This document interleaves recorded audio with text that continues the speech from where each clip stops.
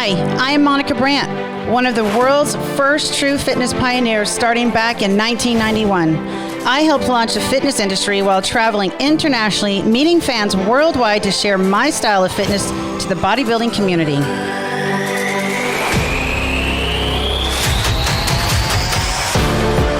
After a decade of fitness competitions, I earned one of the world's most prestigious titles, the IFBB Fitness Olympia Championships. Moving into the new millennium, I was the first IFBB Fitness Olympia athlete to transition into the new professional figure division and compete for close to another 20 years.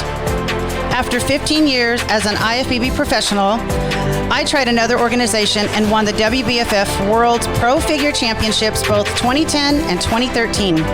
I am a true athlete and made my way into racing into the Masters USATF sprint events, placing top 3 at the World's Masters track meet in all 3 events, the 100, 200, and 400 meter races.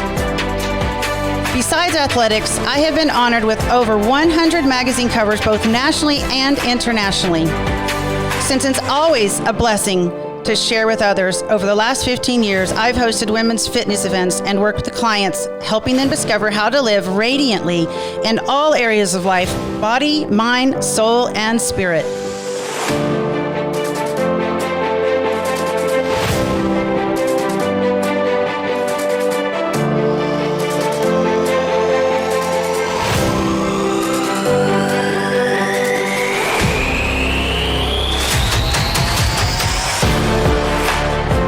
The Monica Brant Show is one of the ways I am honoring the legendary athletes, powerhouse individuals, and nutrition gurus that have laid a strong foundation in the past, help keep the current industry flowing, and offer inspiration to the next generations.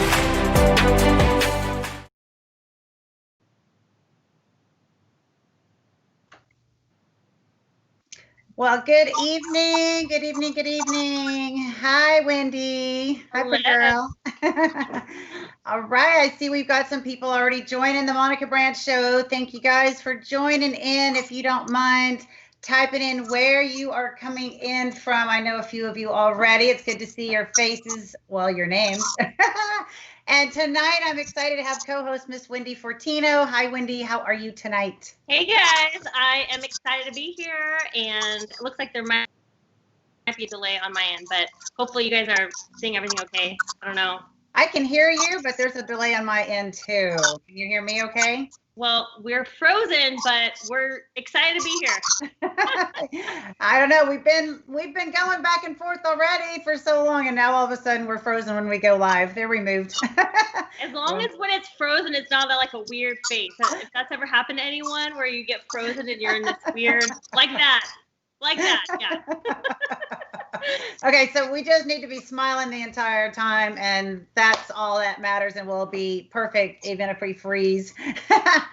Awesome. So hi, Ruben. Hi, John. Hi, Brett, Rob. Nice to see all you guys. Carlos, Karen, thank you guys for joining. Well, we got Hawaii and Utah. Kimberly Crozon. Hello, everybody. So fun. So Tuesday night talk show. And we have a very, very special guest on tonight. I don't know, Wendy, you excited to talk to our special guest tonight?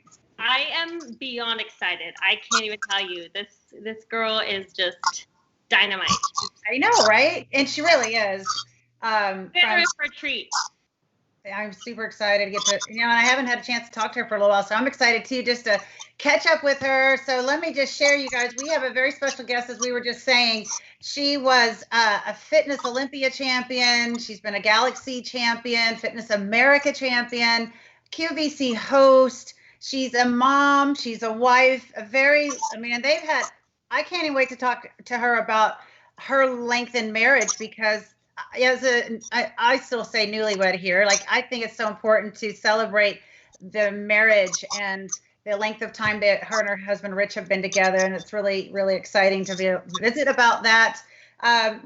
This awesome, talented athlete and model is a cover model as well, and she's got so much that I just can't even share everything in enough edification. I'm super excited to get to talk to my friend and bring her in and let her share her story and what she's been up to here with all of you guys on the Monica Brant Show. So let's not take any more time and welcome Miss Mia Finnegan into our home here. Welcome, Mia. Thank you, guys. I think I'm still frozen, or I'm no. We're still frozen. What's up? There she is. Hi, Mia. We should want a dramatic entrance for Mia. That's all. I know.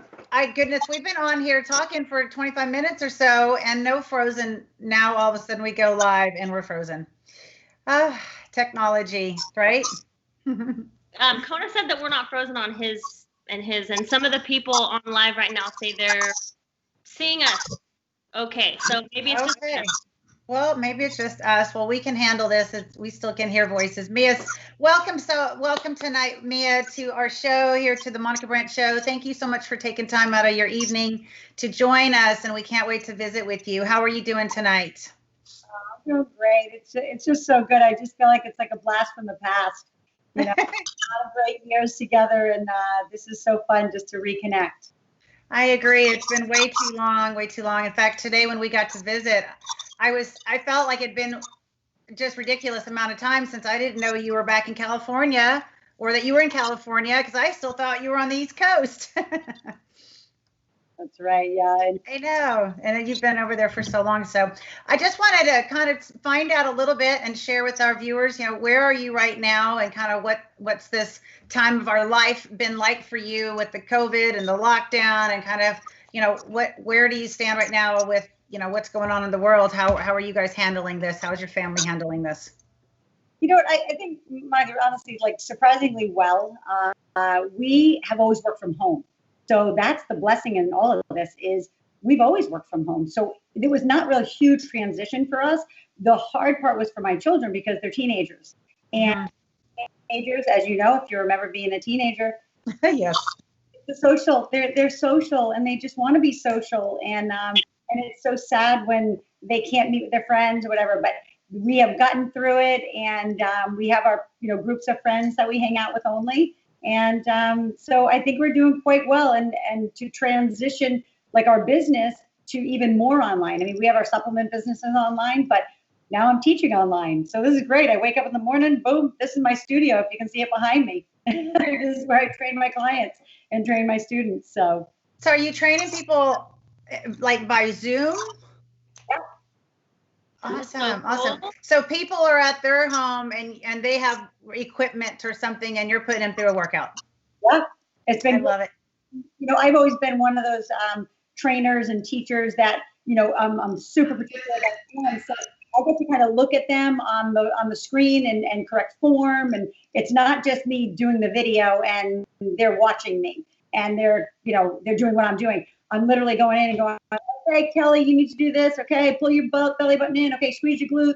I mean, I am totally training. Like, it's almost like group personal training is really what I do, because I usually have anywhere from about 12 to 22 people at once. So it's awesome. It's so fun. That's wonderful. Wonderful. Well, it's very cool for people to get to work with someone that has so much history and so much education and has such a passion for fitness. So I'm excited to kind of dive into a little bit more of that. Before we go on any further, I have to say thank you to our sponsors, and I want to put those giveaway questions out for our viewers to win some prizes tonight. So I've got a couple good questions, you guys, and how this works, if you haven't joined already, is I have two questions about Mrs. Mia Finnegan, and they're both related to her. They're both things you can find online if you don't know them off the top of your head. And when you find the answer, if you know the answer, if you're the first one to put the answer in the comments, don't direct message me, please. I won't see that till maybe weeks or months down the road. But send them right here in the comment. Whoever gets the answer first wins. I've got two giveaways from my sponsors tonight. And those of you that have been on in the past and have won in the past, do not hesitate to try, because we do have a new sponsor giveaway, one new sponsor giveaway tonight. So without further ado, let me share these questions. These are for USA residents only, and I apologize we can't ship to Canada or any other country. I'm so sorry about that, but these are for US residents only, and at the end of the show, we will announce who our winners are. So the first question is for one of our new sponsors, Aloe Life International, which has fabulous products that I've been using for about 4 years now, all for digestive health, and that's so important right now, especially keeping our immune system up. So the first question is going to be, which year was Mia both Galaxy winner and Fitness Olympia champion winner?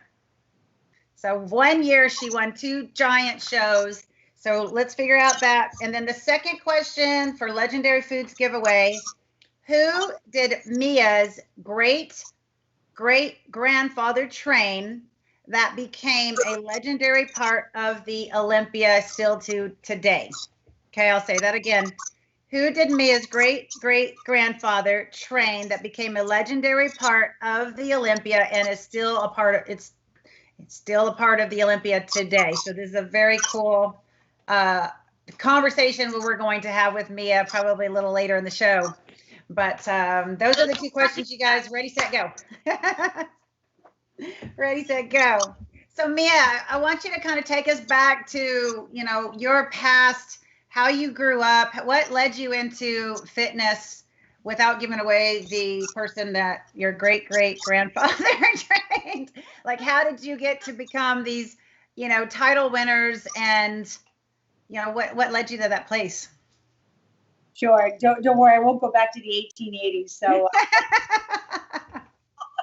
I grew up as a gymnast. I was a gymnast all the way up through high school. And then after high school, I didn't even know what I was going to do. Well, I'm sorry, all through college. All the way through college.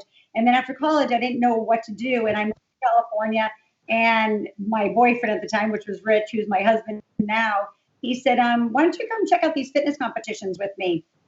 I was like, all right, I'll check them out. And I noticed these girls were doing some, tricks and stuff that I'd done. And I thought, you know what, that'd be awesome. I'd love to continue to do gymnastics. I honestly didn't know what to do with myself because my whole identity was a gymnast. Yeah. And so it was fun. So I just said, you know what, I can do this. So I just started kind of getting into it that way. Also Lonnie Teeper, if you remember Lonnie, he Yes. a bodybuilding show. And Sean Ray actually helped me with my nutrition on that. And so kind of started in the natural bodybuilding. And then since I couldn't really get any work outside of that, I transitioned into fitness. And it was like the biggest blessing because people thought, I don't know, I'm going to share this because I think people thought I was super crazy competitive. Now I'm a competitive athlete, don't get me wrong. But the only reason I kept doing show after show after show, I don't know, I did like 70 something shows. Because I loved competition, but I loved the gymnastics. That's all I wanted to do. I wanted to keep doing gymnastics. That's all that mattered to me. I was like, oh my God, I get to flip around stage. Didn't like the bikini and the heel thing, but I dealt with it. But yeah, that's where it segued into that. And then kind of it went from there. And then the magazine stuff happened, and what a blessing that was for all of us to kind of launch our careers. Right. Wow.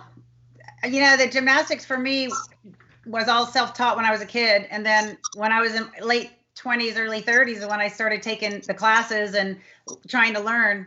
So how do you feel like, you kept your body in such a way of being able to do all of that, all the way through all of those years? I mean, you said 70 shows. Yeah, crazy. A lot of bodybuilding shows. I did because when I started getting into fitness, I don't know if you remember Carla Dunlap, but she was part of Miss Fitness USA. Mm-hmm. And girl, you need to get on stage, because I was like a jock in heels. I mean, it was such a and so I just did show after show. I mean, every weekend I was doing another show. I was just trying to get experience on stage so I could walk across the stage and not sound like a clodhopper. When I remember Robert Kennedy said to me, he goes, "Bloody girl, you sound like a horse." Well, speaking of which, Mia, what about, I could not figure this out, and maybe it's posted somewhere, but the Miss Galaxy House of Pain, how did that come to be, and why did we never hear about it again? Because you were the first winner of that.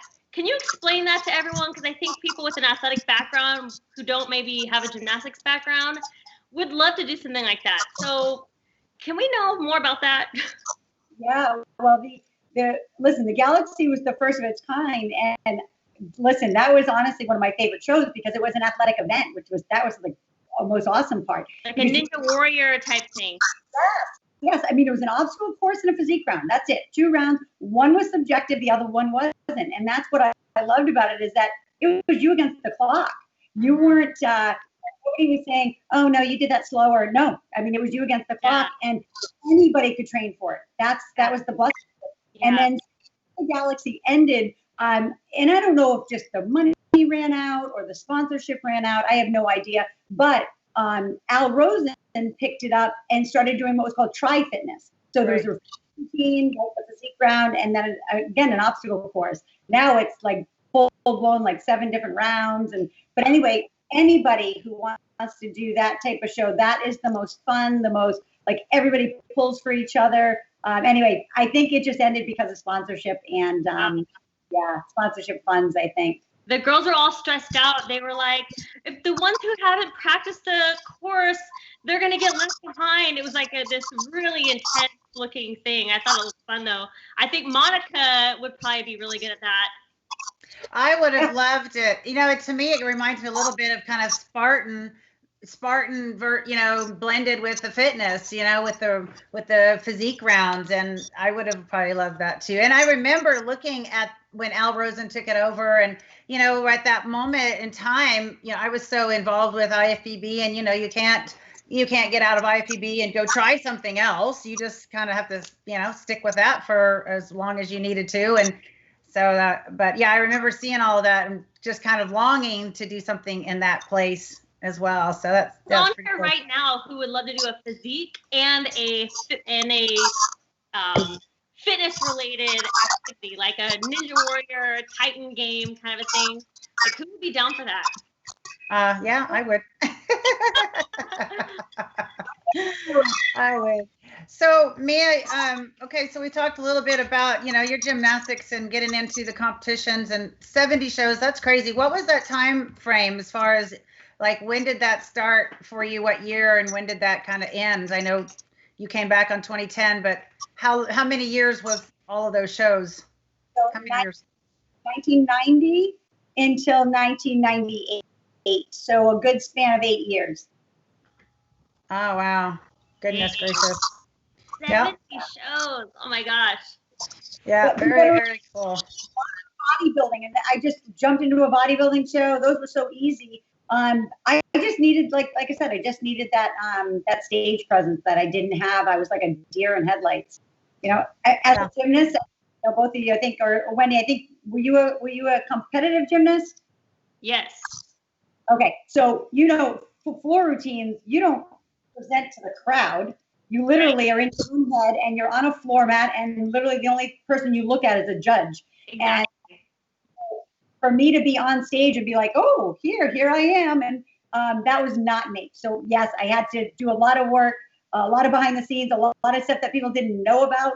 Yeah. I didn't want them to know. People were like, oh my God, you won so many shows. I'm like, no, I won some good shows, but I lost a lot of shows. I came in 32nd in some shows. I mean, being an inaugural champion, though, that puts you on the map in a way that it's always going to be a stamp in time that holds so much weight. I mean, everybody remembers the first ever. You know what I mean? Oh, well, that's cool. And that was a very, very special time, I'll tell you that. And I will say, segueing into that, I had used a tape series called The Psychology of Winning, and I still use it to this day. And now I'm dating myself because I say tape series, and it's now on my. It was all about positive self-motivation, positive self-esteem, and it's all about positive thinking. And I went into that show honestly in my head that there was nobody that was going to be beating you. I went in. There was no doubt in my mind that I was going to win. And I didn't think anybody else was going to win. I just went in, and I was like, because I didn't know if this was going to be my last show. I was like, maybe this would be my last one. I think I'll be done. Anyway, so all good. So I went in and it was just such a blessing. And that segued into Monica, you know more than anybody with all your covers. Once you win that, you travel the world and you get in every magazine and you're on every cover and all that. But the blessing in that, and it wasn't that I wanted to be in the magazines, it was the blessing of being able to educate the masses on living a fit, healthy, active lifestyle. Yeah. I didn't know how was I going to get out there? Yes. There wasn't the internet. There wasn't anything then. So how was I going to spread the word? And that was in the magazines. So that was that natural blessing of being in the magazines and being able to spread the word across the world.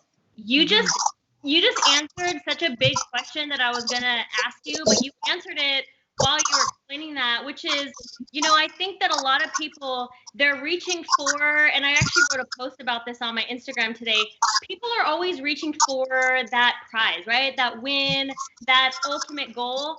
And it's like without purpose, without a reason for why you're trying to get that, I think it ends up being so empty for people. And what's so special about you is that you had a purpose. You had a reason for becoming the best. And so that drove you to have, no matter what the outcome was going to be, you had such a strong reason for it. There was so much filling that empty gap of what people consider to be what the goal is, right? Winning. That doesn't really do much for you. It's what you're doing with that win, right? Right. Like hands down, because it was what allowed me to do what I was gifted to do, for sure. So Mia, with all the shows, I mean, I totally understand whenever I've worked with people too, and I think we can all agree that we always encourage people to figure out why they're doing something, right? Because there's such a opportunity for letdown with these shows and disappointment that it can't just be about the win. It has to be, yeah, we all want to win, but what is the real reason and how are you going to use this, win or lose? Or second, how are you going to use this to further yourself, and what is your goal outside of just getting on the stage and having that? So what was your passion on the nutritional side and working with people? Where were you, like, during those kind of heated competition times? Were you coaching people? Were you in that place where you were doing personal training? What was that? What did that look like for you? When I was competing, I had a contract. I started using metrics by myself, and I went to metrics and asked them for a contract because I was using it. I was telling everybody about it, and I'm like, might as well get paid for it. I love this. I was actually being paid to work out. I was being paid to. I was also, training clients, but I wasn't anybody at that time with any contest prep yet. I was still very, very selfish. It was all about me. I had no kids. It was just the whole world revolved around me, which was kind of a very selfish world in and of itself, even though, I always had God first and always talked about my faith. But, it enabled me to just continue what my God-given purpose was. So with even like the metrics thing, I get to travel the world and be able to, spread the message of health and wellness, and especially nutrition. Monica, I don't have to tell you, Wendy, I don't have to tell you, nutrition is 80% of the equation. And if I'm even being more honest, I'd say it's 90% of the equation. I agree. You just for a sponsor who's, into gut health. I mean, if your gut is not healthy, your whole body's unhealthy. So I always talk about gut health and how important that is. And so that's one of the blessings. When I finally went back to the Olympia too, I was approached by a girlfriend of mine to rep some products that I absolutely love. And still 11 years later, I absolutely love these products. And I can tell people nutrition first, right? Don't supplements. So many people are so afraid of supplements. But it's been the greatest blessing in the world. Oh, that's cool. That's cool. So let's talk about you and Rich a little bit. Y'all have been married a long time. I'm very impressed and inspired. And I know that, relationships can be challenging and beautiful all at one time, all at the same time. And, every time I've ever seen you guys together, it was always a very comfortable engagement. Like, you know, sometimes you're around couples and you can feel the tension and you feel like somebody's not really excited about what's going on and someone's not really supportive and someone's getting, you know, it's just, but you guys, I always enjoyed the energy between you two, the dynamics, the love and support that I felt that you guys had for one another. And I was always, that always was something. Look at her smile. If I can say this, like looking back, that was always something I wanted for me. And I don't want to say I was envious because we're not supposed to covet, right? But I know that it was something that I longed for someday for myself, and I can say happily that I have that now. But I just would love to hear a little bit about that, and you know, what keeps you guys together. I know that, you know, I have my own thoughts, but I'd love to hear, you know, how did you guys meet? You know, what is Rich involved in? How do you guys complement one another? And maybe share with everybody how long you guys have been together. And then let's talk about a little bit, you know, what keeps you guys so strong? Well, that smile can explain it all. Right. I am honestly blessed beyond belief. I just, you know, there's a lot of people who don't have the marriage that we have, and we are like incredibly blessed. So I'm going to date myself. You're making me date myself really badly right now. Girl, I'm going to be 50 in a couple months, so we can go there and just throw that out there. Not about what you are, to how you feel.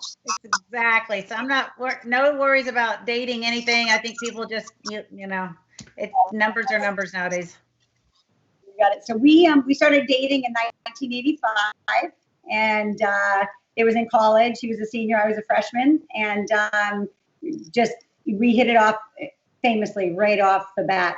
He is number 7 of 8 children. I'm number 7 of 7 children. He has 5 sisters. I have 4 sisters and 2 brothers. So he has the 5 sisters and 2 brothers. So our lives were so in sync right off the bat. We were both athletes. We both like the same music. He's like, I'm the Energizer Bunny. He's the, you know, the tortoise. Okay. So that way, they would say opposites attract. There's so much we have in common, number one.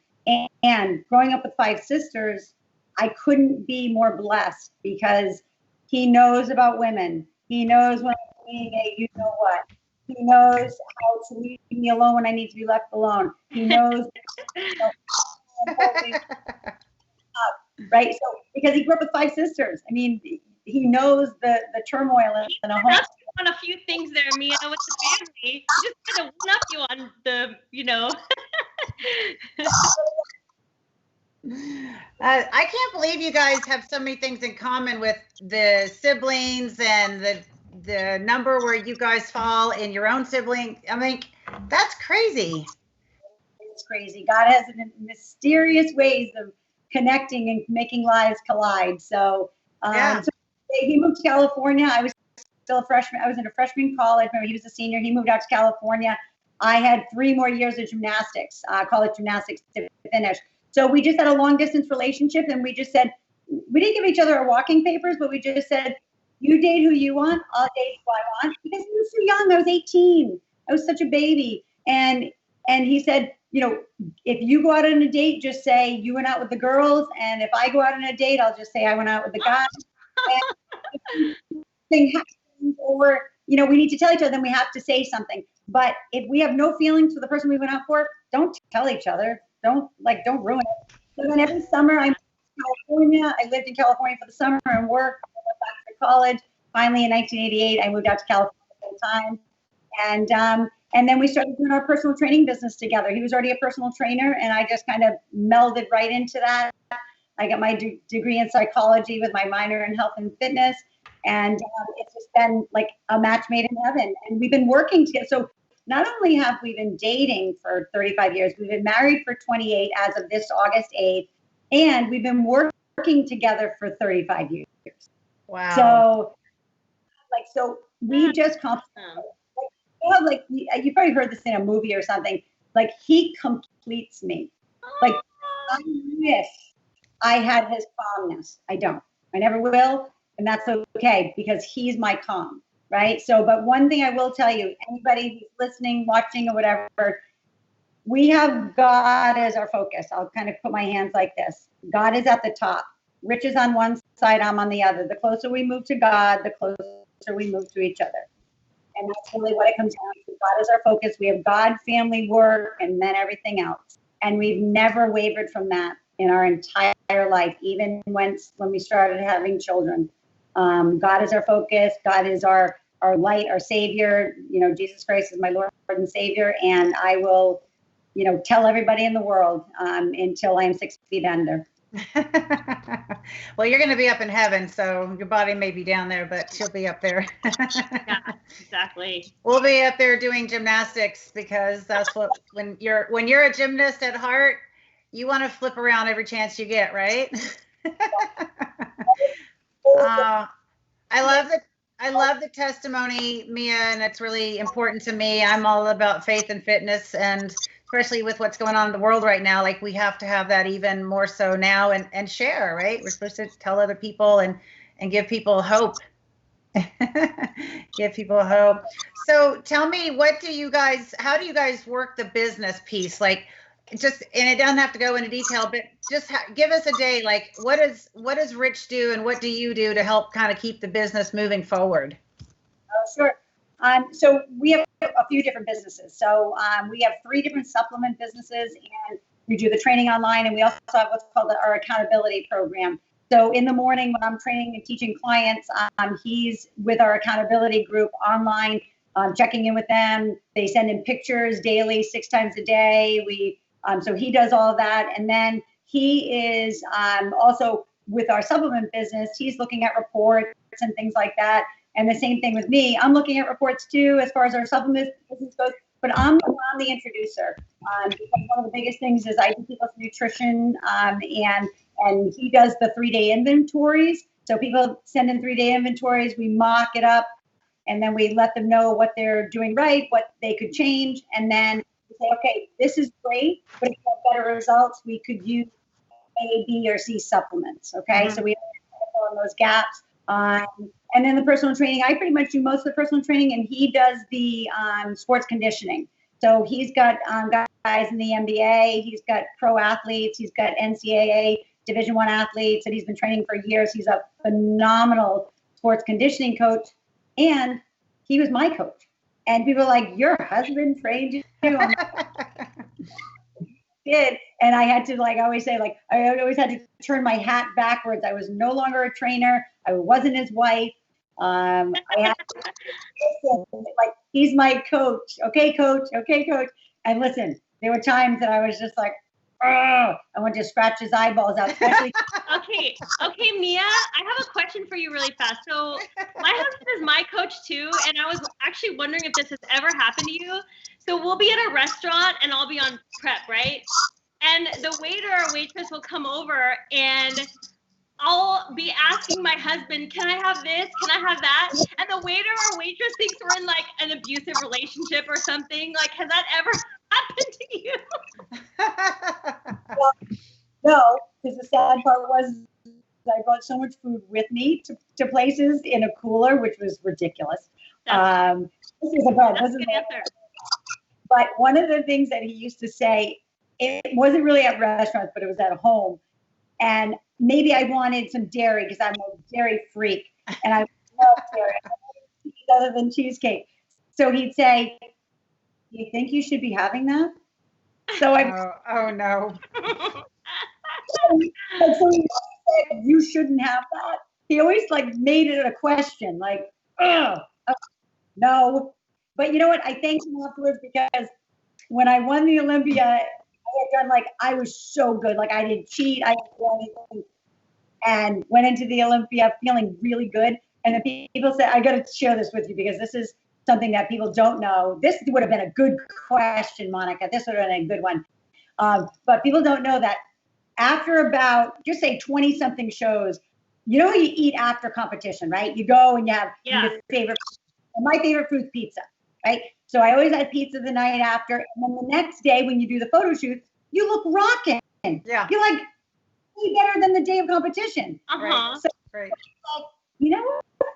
I'm going to have a pizza the night before a show now because I always look, it doesn't do anything to me. It doesn't blow up my stomach. Didn't do it. So I was like, screw this. I'm doing it. And so every competition from there on out, pizza the night before. And I felt good. Like when I started to pump up, like my shoulders were like crazy, my biceps were like exploding. I was like, this is the best ever. Now, I'm not telling you, whoever's listening, if you're going to come, don't have a pizza your first show. Just don't do it, right? But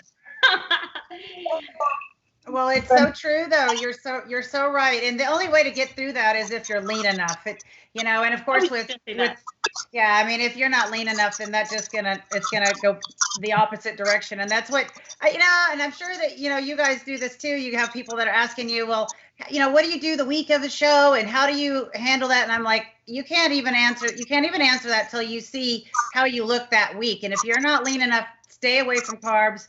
They will just bloat you and ruin anything that you got. So, because people, the thought that everyone has is, oh, you eat carbs before you get on stage. I'm like, it depends on who you are and what you look like.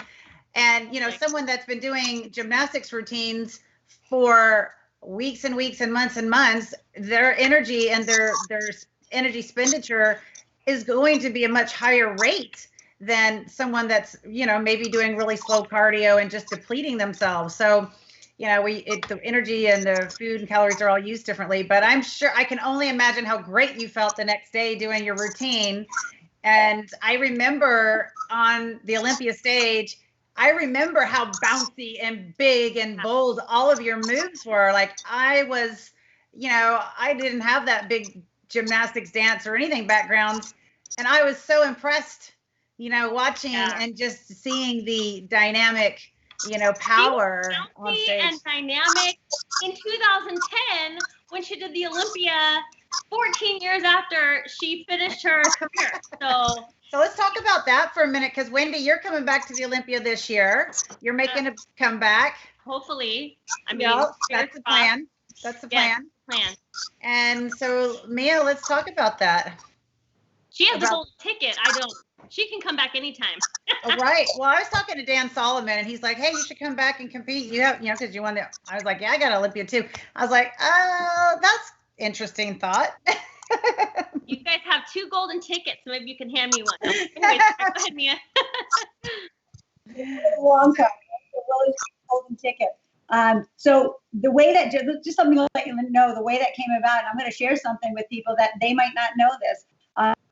But we had invested in a business in 2004 and 5. We had basically bought a gym. I bought an old schoolhouse, a 1908 schoolhouse, renovated it, and turned it into an amazing boutique style gym. It would have worked in LA. It really didn't work in Wakefield, Rhode Island. It did. It worked for 3 years.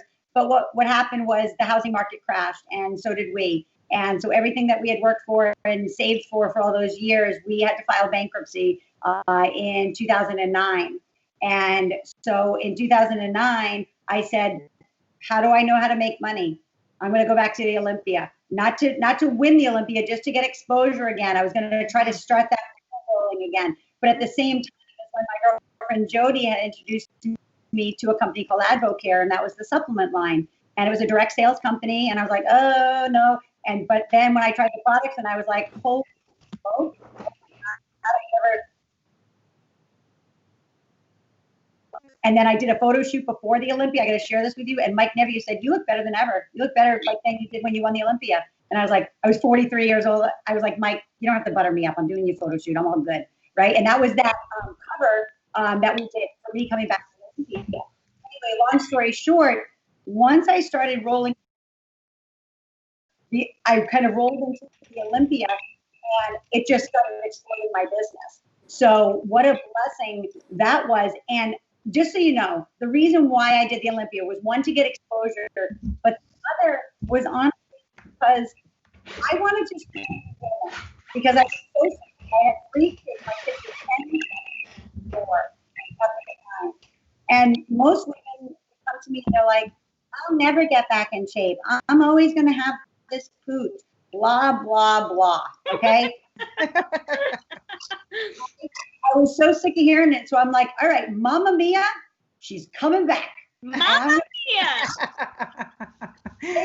Oh, that's awesome. That's awesome. It was to really be that light, bright light for women, that you can at any age get fit, get healthy, get strong. Again, whatever your goals are. So anyway, that's why I did it.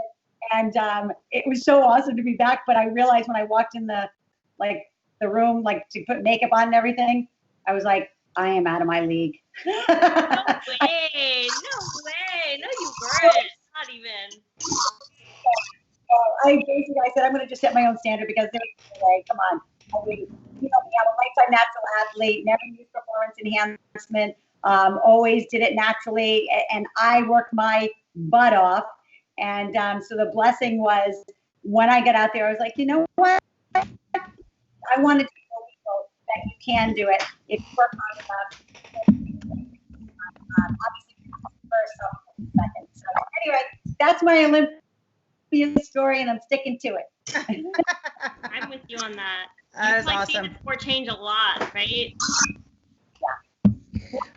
Well, I think, people get so used to seeing people make a comeback and they think that it's just because someone's addicted to the competition, but they forget how much of a marketing piece that can be for someone to come back and get back on stage. And it really is, especially if you have something to market and you're really interested in getting your name back out there or continuing your name, or you have a story to share. And you certainly have a story to share. Yeah, absolutely. Question, and then I want us to go to rapid fire. And I got a question for you though. Do you see yourself ever coming back to stage at this point?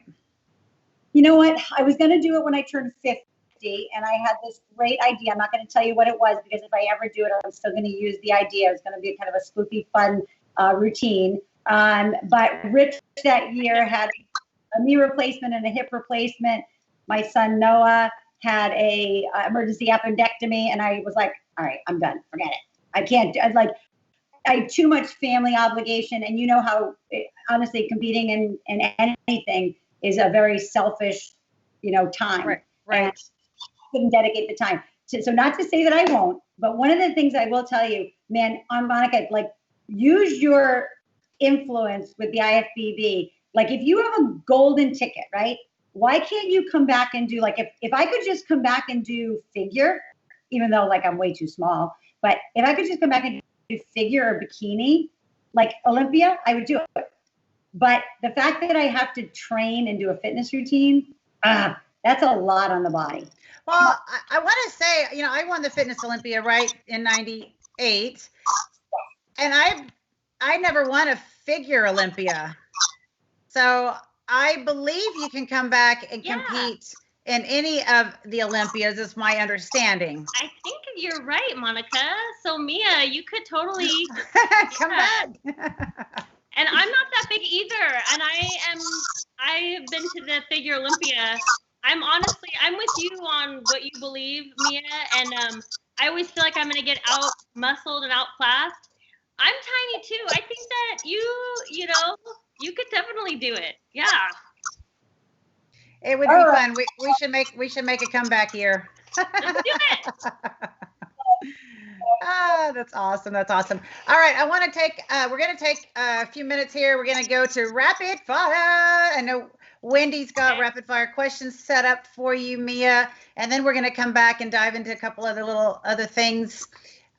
So Wendy's going to do rapid fire, and then we are going to do a quick commercial break. So don't go anywhere when we go on commercial break. It'll be maybe 2 minutes.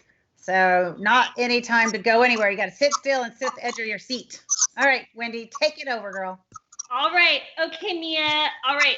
If you could be from any other decade or era, which would it be? The 1940s. Oh, okay. Favorite thing in your closet right now? Favorite thing? Favorite thing. My slippers. Okay, me too. What's the best piece of advice you've ever received? To keep God first in my life. Oh, speaking of which, what's your favorite Bible verse? Probably Psalm 55:22. Cast your burdens on the Lord, and He shall sustain thee. Aww. Describe yourself as a teenager in 3 words. Shy, athletic, and kind. Oh, that's good. I like that. Those are really good. I like that. Okay. What's in your handbag right now? Hand sanitizer, a wallet, and let's see, a pen, probably. What's your biggest pet peeve? Carmex is my other one. Carmex. Yep. Carmex is your biggest pet peeve? Oh no, I said that was in my little purse. Oh. I'm like, wow. Okay, I'll make sure I don't wear Carmex around her. Okay. Right. What is your biggest pet peeve? Pet peeve is ignorance. Yeah, me too. Okay, dark chocolate or milk chocolate? Dark, really dark, 78% or more. Got it. Bitter. Okay, do you have any pets? Pets? Yes, Brady, my little Labradoodle. Aww. Cute. Brady Noah. You're so good at these. Oh my God, you're like the best rapid fire question answer ever. Okay, last question. What's on your music playlist right now? If you don't want to know. Okay, my favorite Bob Dylan, James Taylor, Mac DeMarco, Led Zeppelin. So just put me back into the 60s and 70s. That's awesome. Some good old days, good old days. Those are awesome answers. I love it. Super fun. Thank you for that, Wendy. Thank you for the good questions. So you guys, we're going to take a quick 2-minute commercial break. Don't go anywhere. Sit on the edge of your seat, and we will be back with more with Mrs. Mia Finnegan. Dun, da, da.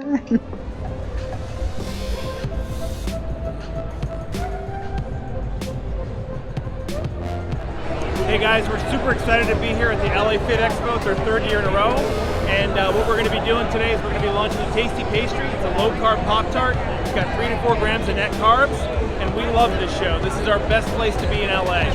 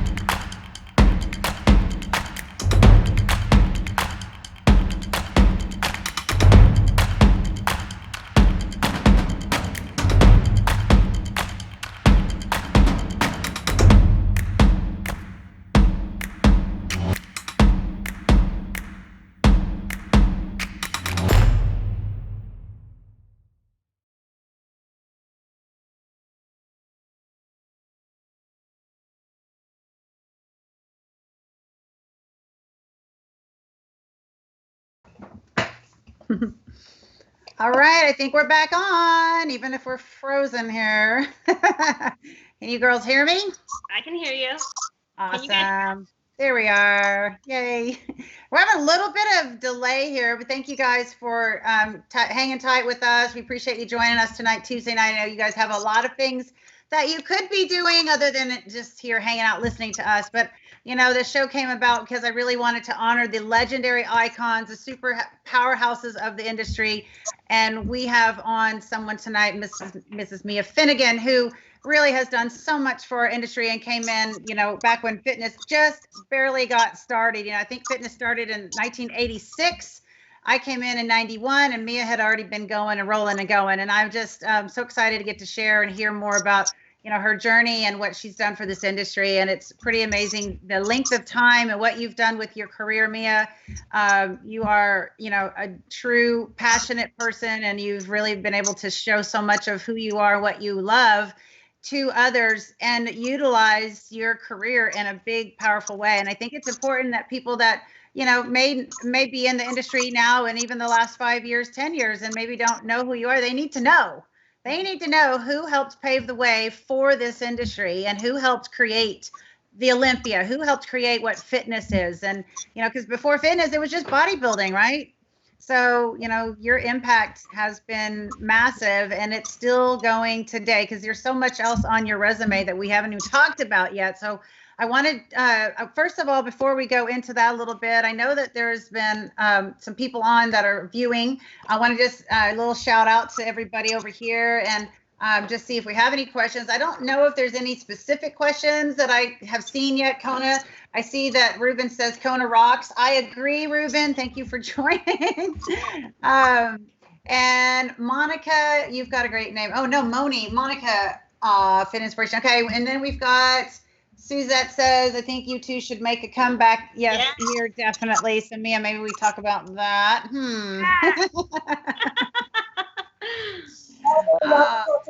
That's awesome. And we've got, I don't know how to say this awesome name.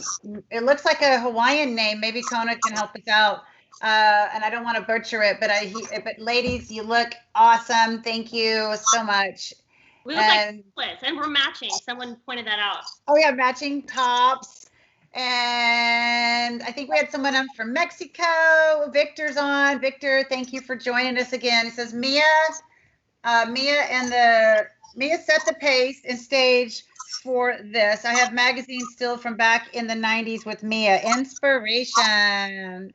Awesome. Yeah, Victor's been on for quite a few different weeks. We appreciate you, Victor, coming on and visiting. And I can't see the top ones. Lucilia Fit is on, and I know there's a few others. Conan, maybe scroll back up here. Let's see. God bless you, girls. Looking fabulous. Love the magazine cover of you, Mia. Monica, what does this say?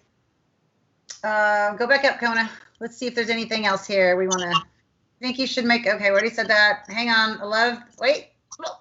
Kona's scrolling. I love that as I'm watching my daughter practice for her upcoming volleyball season with about 80 other girls in the huge complex that they have Monica, Mia, and Wendy to look up to for inspiration and guidance. Thank you so much, Ruben. Yes. And Cece Hall, late joining, but whoop, you just moved it. I can't see it. Kona, can't you read my mind? Late joining, but OMG, Mia Finnegan, my favorite, forever and ever. Loved watching your routines when you competed. That's right, Tammy. I agree. And then Cece Hall, late joining, but I love Mo and Mia, two of my oldie faves. And Wendy, she just doesn't know you well enough yet, but Cece Hall's been a fan that I have remembered. And I don't know if it was back to the late 90s, maybe. So she's been... I've seen her name and met her in person. I believe she's in Chicago area, if memory serves me right. So it's fun to have these people joining from so far back. And I know moving forward, people will be able to see this recording on YouTube and on our own each individual pages as well. So excited for people to get to see this in the future. So Mia, again, can you share a little bit, moving past all the competitions? I know you did a little bit of, or a lot of QVC. I had one little stint on QVC for one, back in the early 2000s.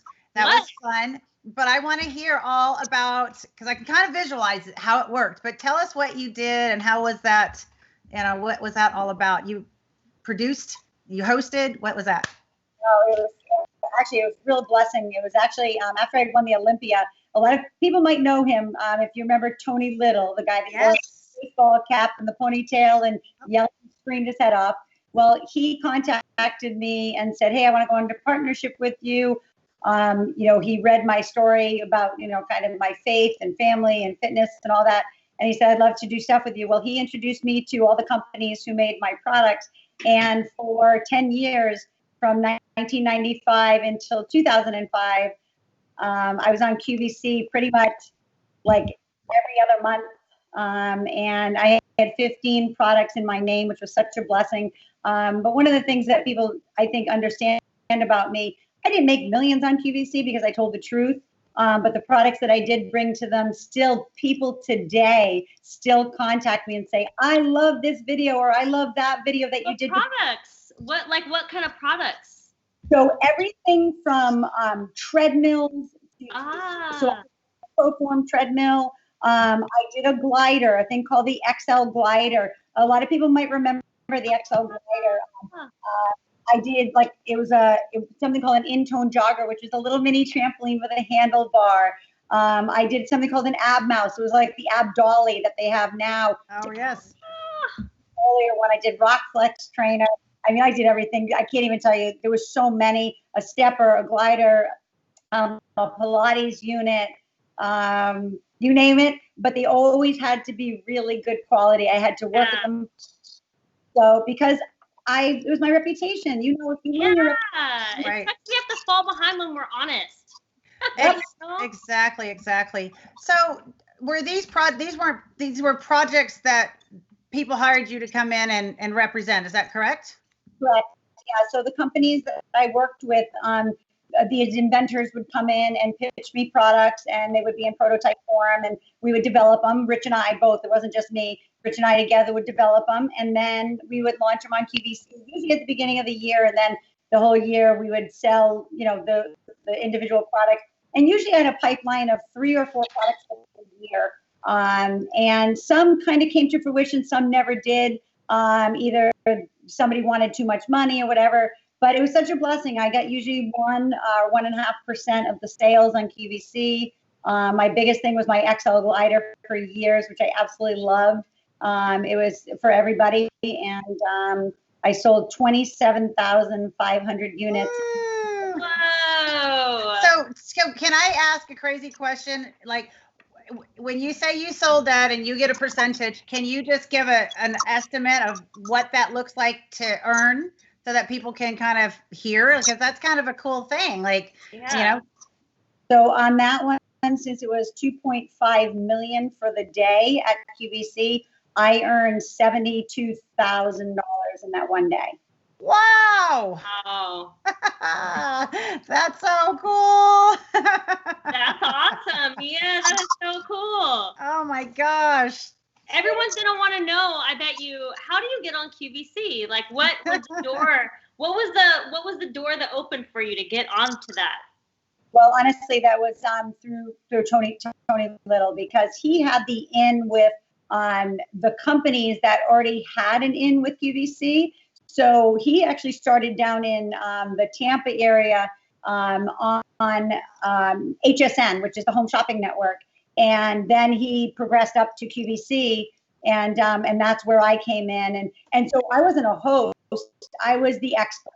I came in with my product and I was the expert. So the hosts take the stage and they're just asking me fitness questions and why this is good for people. And one of the things I will say, and Rich and I have always said, that the reason why we had longevity on QVC was because I told the truth, like I said, but I talked about a system. And that is one of the things that I was one of the first people to talk about.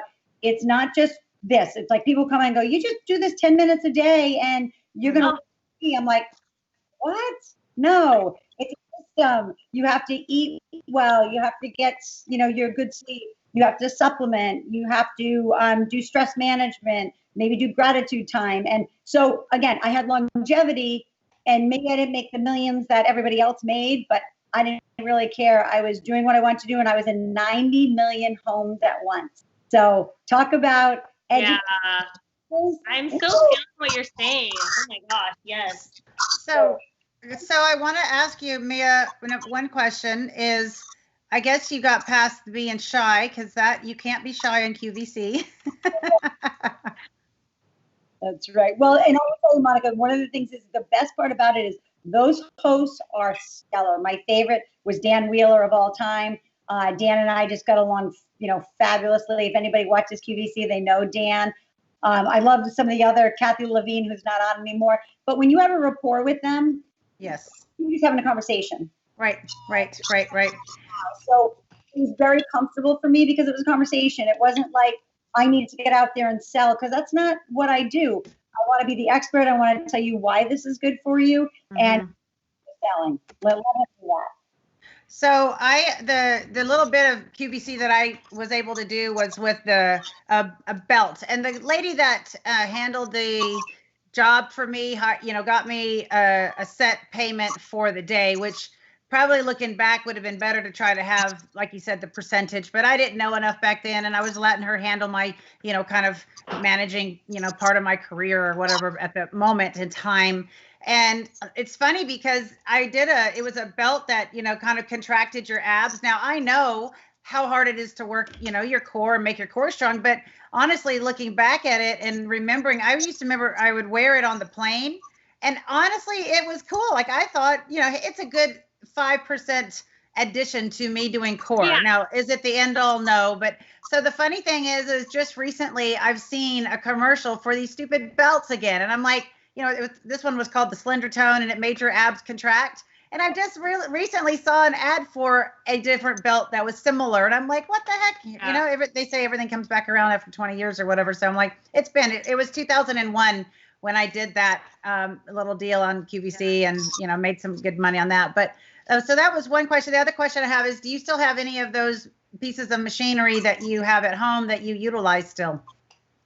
Yeah, so a few different things. I have the ab mouse. I have the XL glider. Actually, my mom has it because it's great for her. She's 85 years old, and it's just great for her to it's really, if you can shuffle your feet, you can do this, or you can go a full on. If you can shuffle your feet. It hurts right now. I want one right now. I think everyone would want it again. Let's see if you can get it back out and get people to buy it, because people are they're hungry for equipment right now. Totally. Well, I will just tell you that the company who made those also made Tony Little's. It was called the Gazelle. Yes. Yep, I remember.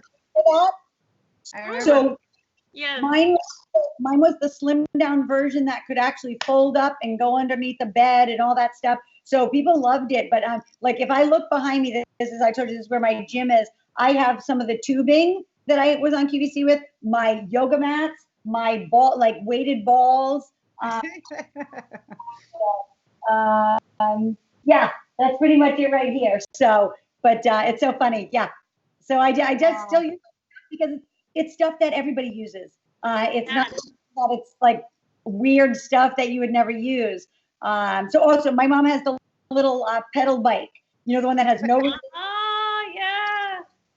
And it was, remember, my viewer on QVC was somewhere 35 to 70 years old. And remember, I was in my 20s then. 35 to 70, sedentary, and somewhere between 50 and 200 pounds overweight. Mm-hmm. So I needed to educate them and sell stuff to them that they could actually use. I mean, the little bicycle was just to create circulation, really, like, because they're sitting and they are sometimes grossly obese, that they needed to be able to do something that could just get their blood flowing. Anyway, so I get super passionate about it because it was such a blessing to be able to be in their homes with them. Right. Anyway, Rich is right here. He said he doesn't want to stick his face in. Oh, there he is. Watch. Here, he's going to come up. Hi, Rich. Can you see him? Come say hi. We can't see him yet. Oh. You know where the gym is around here? Hey, Rich. Hey. Nice to see you. Where's the gym? right behind you, Rich. The gym is that way. No. You look great, Rich. It's so fun to see you guys again. I'm so thankful to get to visit with Mia and just hear some of the awesome stories and have some good laughs and memories. I was it's delayed here a little bit. It's hard. I was watching from the car. Wendy and Monica, it's so awesome to see you guys, and just great job and congratulations. And you're awesome. Thank you, Rich. So good to see you. So I want to look at a couple comments here because I think, Mia, you've got someone that's very excited about you.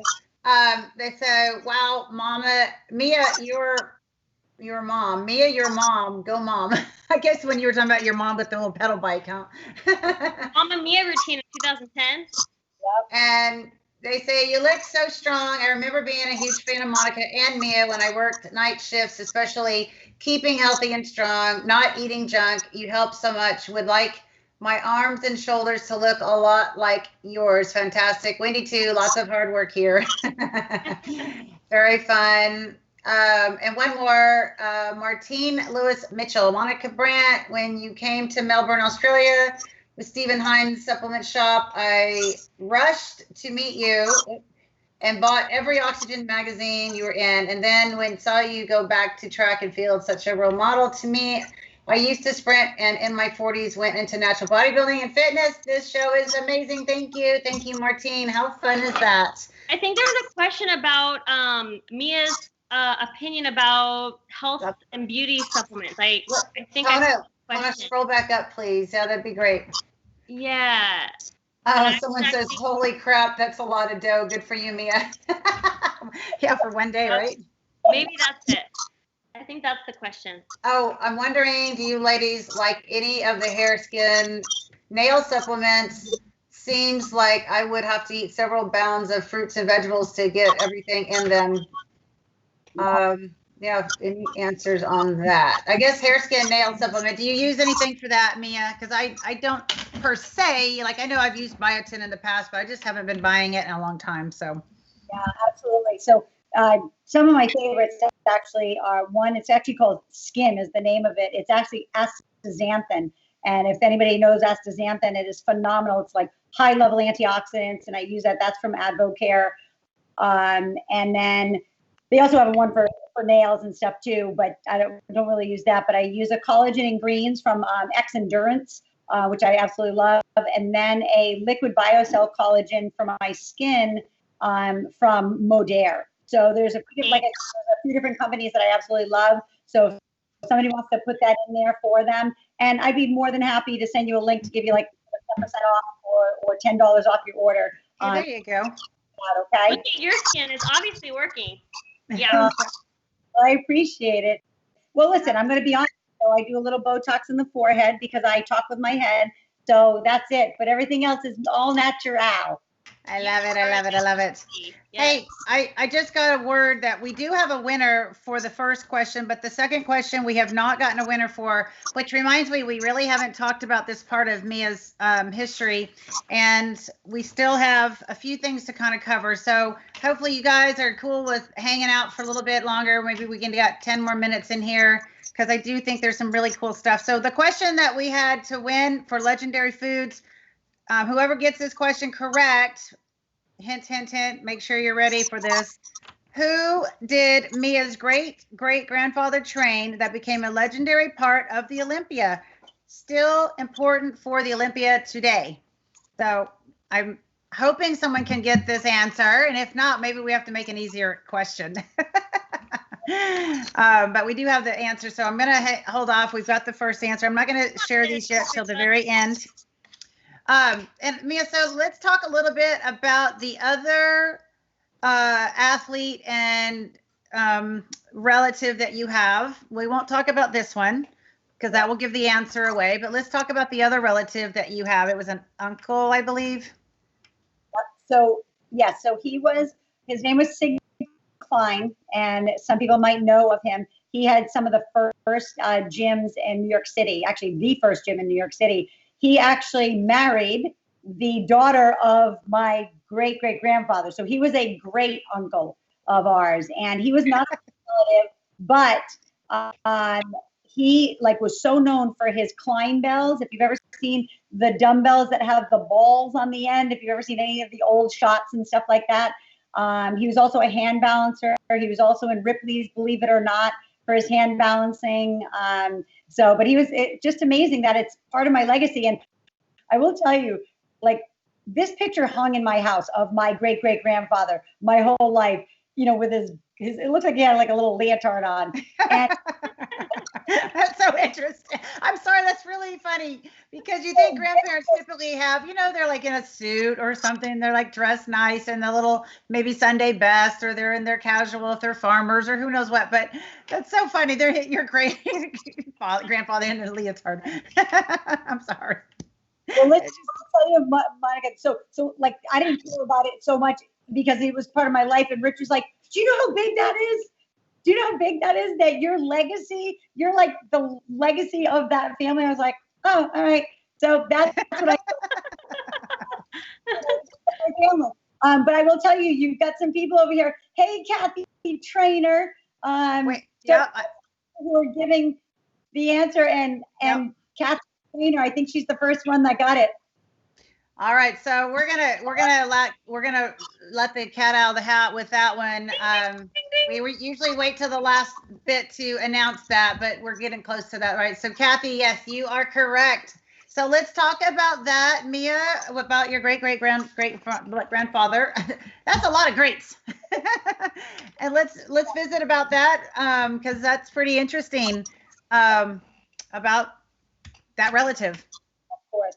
Well, his name was Louis Durlacher, was his real name, but they coined him as the father of physical culture, and they called him Professor Attila. And he trained the great strongman Sandow, Eugene Sandow, in the 1880s. And now, to this day, the Sandow Trophy is what is given to the champion of the Fitness Olympia, the men's Mr. Olympia. So it's so cool. And that's why, like, when I was at the Olympia the last time, Rich took a cool picture of me with the Sandow Trophy behind me for kind of legacy. Because it's legendary. So it's pretty awesome. It is, and it's still going on today. I mean, that is just crazy. Do we know who's a math person to figure out how many years? Because Olympia started in the 50s, maybe, or am I wrong on that? I don't remember when the Olympias first started. I don't even know that. No, that should have been a trivia question. All of us as Olympia people should know. We're going on like the 50 somethingest Olympia. We're like in the mid 50s. We're in the mid 50s. That's awesome. That's so fun. Well, so Mia, I know you've got so much going on with all of the work. I know you have a bunch of, at the end here, I'd like to talk about how people can get hold of you. Before that, I know you have a really heartfelt and special, I can't even say it. Like, I know you lost your son, and I know that you have a story behind that. It's a very deep, story that you would like to share a little bit about. And I know it'll be important for people that are watching to hear this. So I want to make sure we save us some time to talk about what that's like. Cause right now everyone's got people that they've lost. And I think where you are with it and how you describe it is very beautiful, and it needs to be talked about. So if you don't mind sharing with us about losing Noah, and I know that's really a deep place to go, but I just think it's important for people to hear, how you've handled that as a mother and how your family's handled that. Well, I appreciate you bringing that up. I'm going to talk about my kids that are alive right now too, because they have been my strength through all this, Rich and my kids, and kids are so resilient. My Maggie, who's 17, and my Eli, they lost their brother, they lost a hero. And it was just it was crazy. It was just a Halloween party gone wrong. November 1st of 2018, somebody killed my son. They stabbed him in the head. And I will say that he was a saved child of Christ. And so I knew that the moment he passed, that he was in the Lord's arms. In heaven now, and I will see him again in eternity. Does it hurt me every single day? Every day I wake up early so I can sit and I can pray. If I look over here, I have like 4 or 5 devotionals. One is called Healing After Loss. And I cry every day because people, think that, oh, you do so well. You always seem like you're out there. You're so positive. Well, it's because I cry every morning, and, I allow the Lord to give me the strength and the power and the might to go on. Because I will tell you this, any moms who have ever either lost a child or lost somebody close, or anybody who's lost somebody close and you're in grief, grieve. Okay, don't not grieve. Cry when you need to cry. Grieving is such an individual process for everybody. And so I cry honestly every single day. I miss my baby, but Noah was extraordinary. My other children are extraordinary. Everybody has their gifts, but Noah had this incredible, like, first of all, he had total recall. He had a photographic memory. He was a stellar athlete. He was like, I can't even tell you the guitar playing that he mastered. He mastered a 12-string guitar in 2 years. He was just extraordinary. Now with extraordinary comes difficulty too. So he was my hardest child, but blessed my life for 19 years. I can't even imagine not having him, because he made me a better mom. He made me a better leader in my business. He made me a better trainer. He made me a better coach. He made me a better mentor, because I couldn't enforce my will on him, and I couldn't like change his free will. Mm-hmm. So I had to learn how to teach, coach, and mentor him, and allow him to make those decisions. He makes good decisions, sometimes bad, whatever, but he was just such a blessing, and he sends me signs all the time, which I am so blessed beyond belief. But do I miss him every moment of every day? Yes. But I chose not to let Satan win, and I have never made a day in bed. The day he passed, I forgave. I call the guy Satan who killed him. I don't care who he is. I don't care his name. I don't care where he's from or who he is. He's dead to me. So, but I forgave him the day they pronounced Noah dead. But in all that, forgiveness is key. So love and forgiveness, that's what we're here for. And I will say that Noah saves 8 people in the United States with his organs. He was an organ donor by choice, by my choice. So I have been able to meet one of them already. So, wow. Oh, that is so special. Wow, Mia. That's special. Amazing. My goodness. We saw Maggie earlier, but she came in. Oh, here she is right here. Quick. Just come in and show your face. This is my beautiful Maggie. I don't know if you can see her. Hi, Maggie. Hi, Maggie. Hi, pretty girl. So good to meet her. Oh, this is my lady. So this is. Oh, you guys are cute. Oh, look at those sweet puppies. So cute. Hey, Mia, what is Maggie into? Does she do gymnastics, or what is she into? She was a gymnast all the way up until about a year and a half ago. She's almost 5'7", and as a quite tall, which is it's really hard. So it got really hard for her because of the length of her body and stuff. So she went into track and field and then pole vaulting. And we're trying to figure out, because of COVID, what she's going to do this year. It's kind of funky, with all the sports are being pushed off. The trampoline, you should see her on the trampoline. She still chucks everything from like crazy backflips to layouts to everything. She's insane. She's a crazy athlete. Then he lies into football. He played flag football for years. He's going to play, starting in the football season, got pushed off to winter season. So he's going to play football in the winter. Okay. You have some crazy genetics, yeah. Yes, you got good. Well, Mia, I just want you to know your story just is really, really hard to hear, but it's also very hopeful. And I love that, where your faith is, and it's inspiring to hear that. My ex-husband's brother was killed at 36, and it tore his mother up, and it tore him up because his mom was in such grievance for so long. And she just, all she would say is that she wanted to die.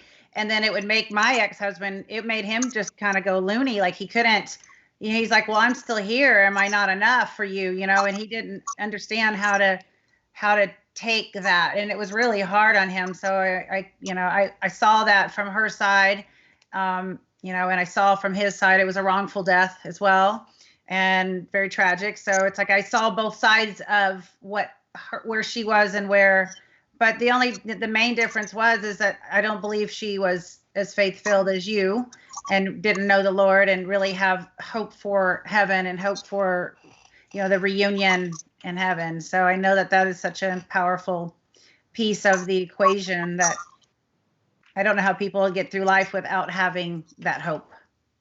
Do I, Monica, and I feel bad for her because it sounds like she was just bitter and still angry. And if you don't forgive, you're going to be bitter and angry. Mm-hmm. And so I knew that if I didn't forgive, like I call him Satan, if I didn't forgive him, then I would be that bitter, angry. And how selfish of me when I have a husband and 2 amazing children, that if I took that from them, they lost their brother, my husband lost his son. Well, I didn't want him to lose his wife, and I didn't want my kids to lose their mom. Like that is. God, you are such a good person. I mean, you're able to think about like everything, just the way that you affect other people so much and everything in your life. It's so touching. It's amazing. I appreciate it. Thank you, Wendy. It's still, listen, do I struggle every day? Yes, of course I do. But there's something in the struggle, right? If Romans, right, 8:28, all good and bad work together for good for those who love the Lord and are called according to his purpose. So all good and bad. Noah's bad, the death of Noah, there's something good. I don't know the meaning yet. I don't know why yet, but it has to be because it's written and God can't lie. So, right. On to that promise. We have been in grief counseling. So you know that we've been in grief counseling since Noah passed. Literally 3 weeks after Noah passed, we started grief counseling. Actually, Maggie just got back from her grief counselor. So we are doing everything that it takes to live the rest of our life like Noah would have wanted, because he would be so angry if he saw him. Like, I'm sure he's mad at me that I cry all the time and tell him how. But if it wasn't from our grief counselor, Deb, I don't know where I'd be, because she is so much. She also lost a child, so she understands and she guides and mentors us along the way. Well, I think that's important for people to hear, that you guys are getting help and you're not just trying to handle it on your own. And, I think people don't take that seriously, that people, you do need help to get in any stage in whatever we're doing. We always have to have somebody that has been there that can help guide us. And I'm sure that you guys have found somebody that has the same faith as you do, so they can guide you in that, and what, how God would want you to walk through this. And, it says in the Bible, we're supposed to find wise people to talk to, right? And have counsel from wise people. So I'm sure that that's been a big part of, your recovery, and so important. And it's good to hear, Jesus also says we have not because we ask not, right?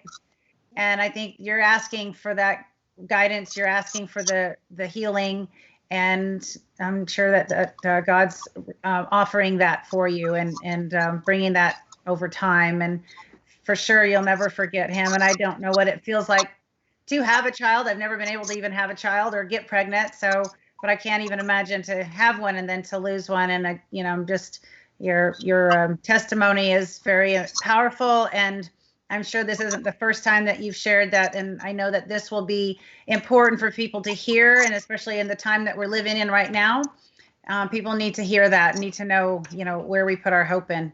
One of my favorite verses, I'll just share this real quick, is Hebrews 10:23.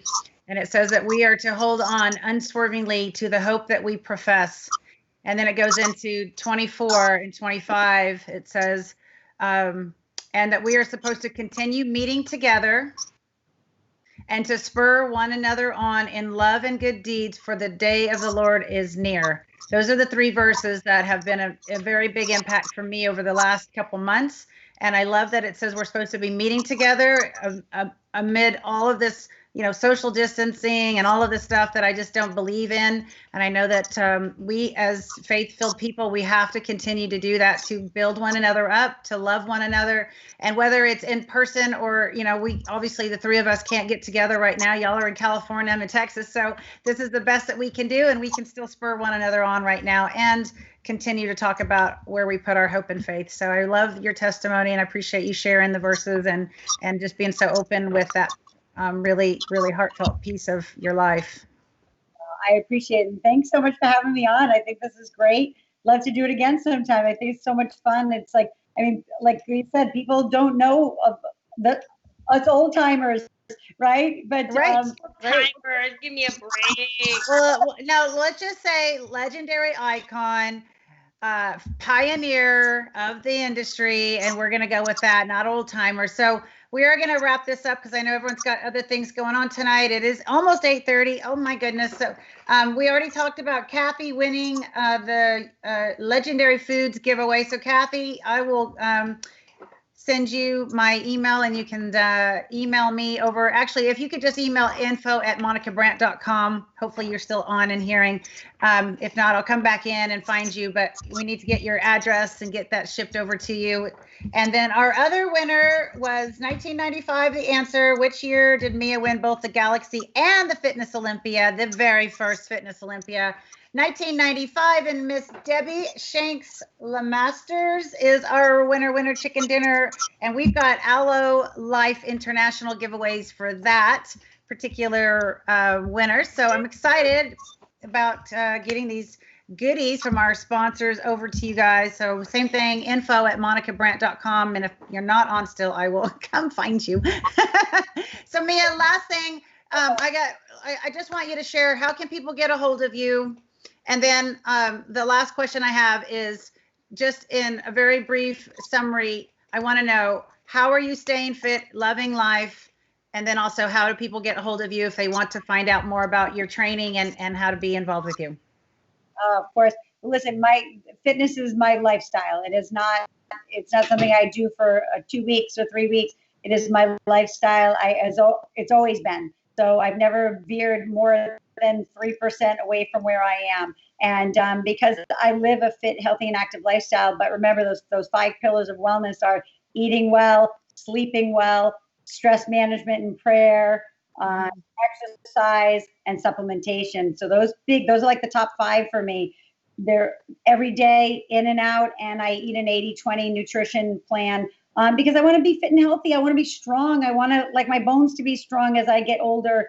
I want to feel good. I want to keep up with my kids. When they have kids, I want to be able to keep up with my grandkids. So that's my story. And the way anybody can get in touch with me is, my biggest thing is on Instagram. I also have 2 Facebook pages, but Instagram, it's Mia_Finnegan. And on Facebook, it's just Mia Finnegan. And then I also have a supporter page like you have, maybe called the fan page. It's Mia Finnegan. Anybody can contact me there. And on the link in my bio on Instagram, there's a lot of the different things that we offer, from my classes to our accountability program to our 3-day 3-day food inventory review. All our nutrition and all that, and supplementation. So it's all on my link tree on my bio on my Instagram. So. That sounds great. I love it. And you two, how close are you guys in Southern California? I know you're in Laguna, and Wendy, where are you again exactly? I'm in Oceanside. And not far.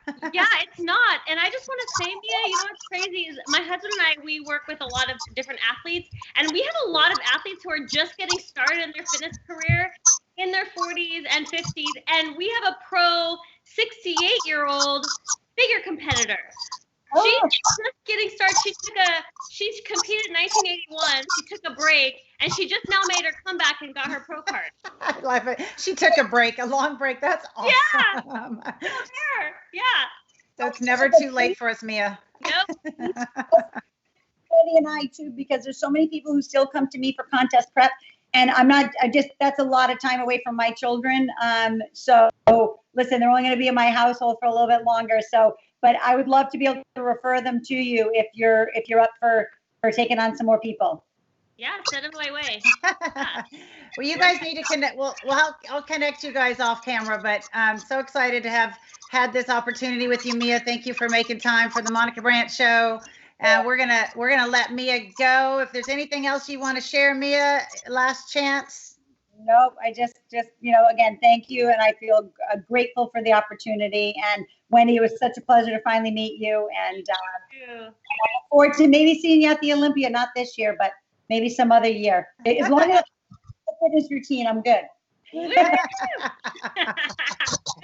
Thank you so much, Mia. Give your honey a hug for me, and it was great to see your kids and your puppy dog, and thank you for the time. Big hug, sweetheart. Wendy, we'll hang out. You guys don't go anywhere. Wendy and I are going to close this out. We're going to let Mia get back to her beautiful family. That's Awesome. All right, Wendy, thank you so much for joining tonight.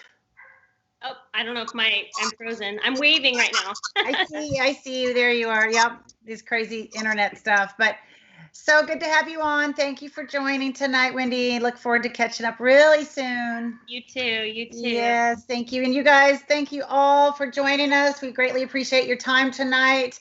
I do my best to try to keep these shows to an hour, but right around that hour, we still have so much to talk about at all times. And I don't know how guys so much for joining. And Debbie, I see you said never too late. That's right, never too late for fitness and health and keeping yourself in a good place. All right, you guys have a wonderful night. Until next week, we've got another wonderful guest coming on. Thank you to our sponsors, Legendary Foods, Egg White International, Aloe Life International as well. And you guys have a blessed night and week, and stay fit, love life. We'll see you guys next week.